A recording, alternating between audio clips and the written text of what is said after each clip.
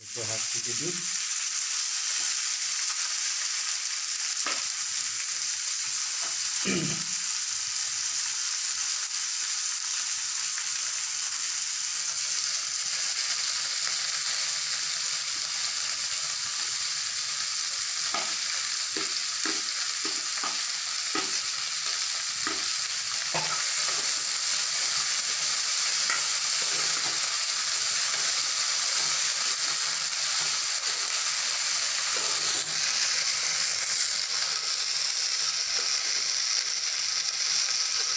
ভিডিঅ'টো আপোনালোকে সকলোৱে চাই থাকিব।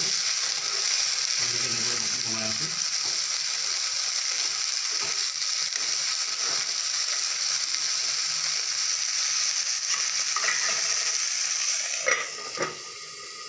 এতিয়া ঢাকনিটো মাৰি দিয়া কাৰণটো হ'ল অকণমান ভিজিব। অলপ দিন থাকক এতিয়া।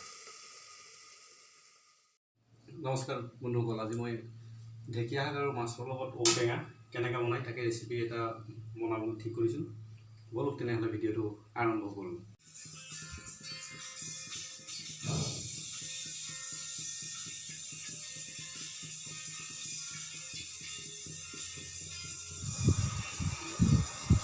কেৰাহীটো গৰম কৰি তেলটো দিয়া হ'ল। তেলটো সম্পূৰ্ণ গৰম হোৱাৰ পাছত মাছটো দিব লাগিব তেলত। তেলটো গৰম হ'লে ফ্ৰাইটো ধুনীয়া হয়। তেলটো গৰম কৰি আছে। আপোনালোকে ভিডিঅ'টো চাই থাকক।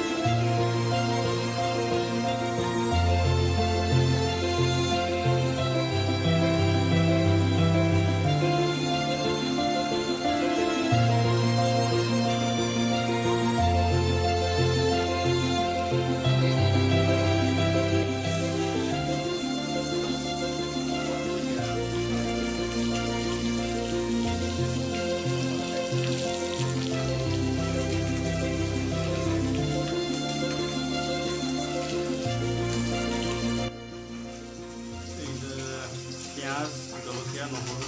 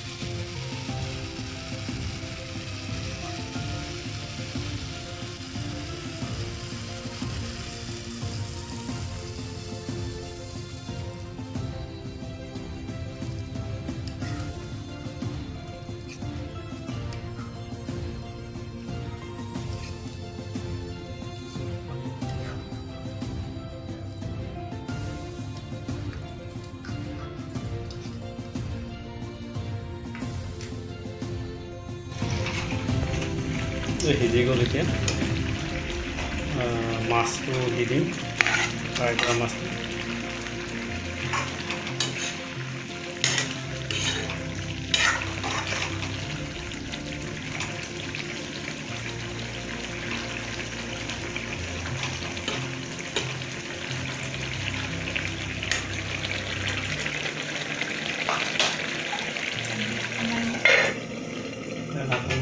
অলপ সিজি গ'ল দি পেলাই আমি নমাই দিম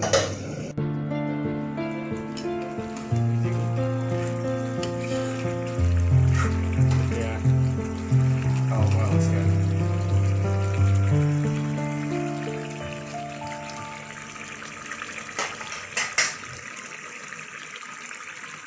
এতিয়া নমাই দিম ভিডিঅ'টো কেনে পাইছে লাইক কৰিব শ্বেয়াৰ কৰিব আৰু ছাবস্ক্ৰাইব কৰিব ধন্যবাদ।